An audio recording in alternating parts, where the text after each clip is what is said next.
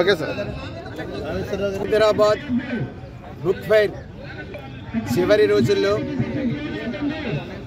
వీక్షణం editor ఎన్ వేణుగోపాల్ ఉన్నటువంటి మరి స్టాల్లోకి కొంతమంది దుండగులు వచ్చి ఇదిగో తిరుపతి ఒకప్పుడు బౌద్ధ క్షేత్రమే అనేటువంటి ఒక పుస్తకాన్ని ఈ షాపులో ఎందుకు అమ్ముతున్నావని చెప్పి మరి వాళ్ళు ఒక గుంపుగా వచ్చి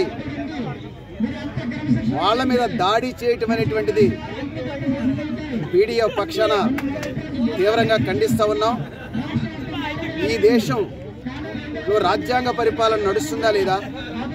ఇలాంటి దుండగులు ఈ రాజ్యాంగాన్ని గౌరవిస్తారా లేదా?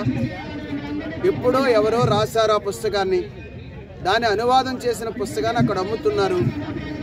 మీకు ఆ పుస్తకంలో ఉన్నటువంటి సమాచారం ఇబ్బంది కలిగిస్తే, అవాస్తవాలు అనిపిస్తే దానికి కౌంటర్గా నువ్వు కూడా 10 పుస్తకాలు వేసుకో, 10 పుస్తకాలు వేసి ప్రచారం చేసుకో. నీకుండేటువంటి భావస్వేచ్ఛ నీకుంటుంది, నాకుండే భావస్వేచ్ఛ నాకుంటుంది.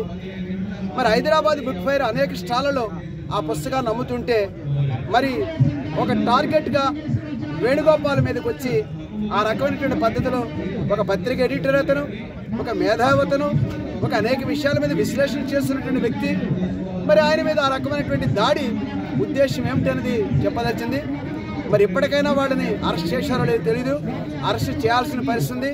ఈ చట్టాల ప్రకారంగా శిక్షించాల్సిన అవసరం ఉంది. ఎవరు ఏ రకంగా ఒక పుస్తకం మీద దాడి చేసినా, ఒక పుస్తకాన్ని అమ్ముతున్నారని చెప్పినా మరి ఇది ఈ రకమైనటువంటి పద్ధతిలో ఉండడం అనేది రాజ్యాంగ వ్యతిరేకం అని చెప్పి చెప్పదలిచింది. ముఖ్యంగా రచయితల మీద, వీళ్ళ మీద ఇవాళ ఈ మోడీ ప్రభుత్వం 1, 2, 3 గవర్నమెంట్లో ఈ రకమైనటువంటి దాడులు చాలా తీవ్రమవుతున్నాయి. అలాంటి దాంట్లో భాగంగానే గౌరీ లంకేష్ని చంపేసిన, పనసార్ని చంపేసిన, లేదా మురుగన్ మీద వ్యవహారం చేసిన ఇలాంటి దాడులు చేసినప్పుడు కూడా ఈ రకమైనటువంటి చర్యలు వెనక్కి తీసుకోవాల్సిన అవసరం ఉంది. సమాజం చాలా సీరియస్గా స్పందించి ఇలాంటి దొండగలకి సమాధానం చెప్పాల్సిన అవసరం ఉంది.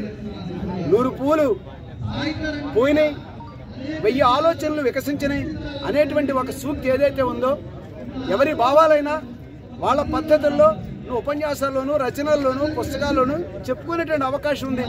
ప్రజలు ఏది సరైంది, ఏది వాస్తవం అనుకుంటే దాన్ని స్వీకరించేటువంటి స్వేచ్ఛ ప్రజలకు ఉంటుంది. భావాలే బయటికి రాకూడదు, చర్చే జరగకూడదు. చర్చే ఇలాంటిది బయటకు వస్తే మేము దాడి చేస్తాం, చంపేస్తాం. ఏ రకమైనటువంటి అనాగరికమైనటువంటి పద్ధతులు ఈ రకంగా ఉండడం అనేది తీవ్రంగా ఖండిస్తున్నాం. ఇలాంటి వాళ్ళ మీద ఖచ్చితమైన చర్యలు తీసుకోవాలని చెప్పి, కఠినమైన చర్యలు తీసుకోవాలని చెప్పి డిమాండ్ చేస్తున్నాం.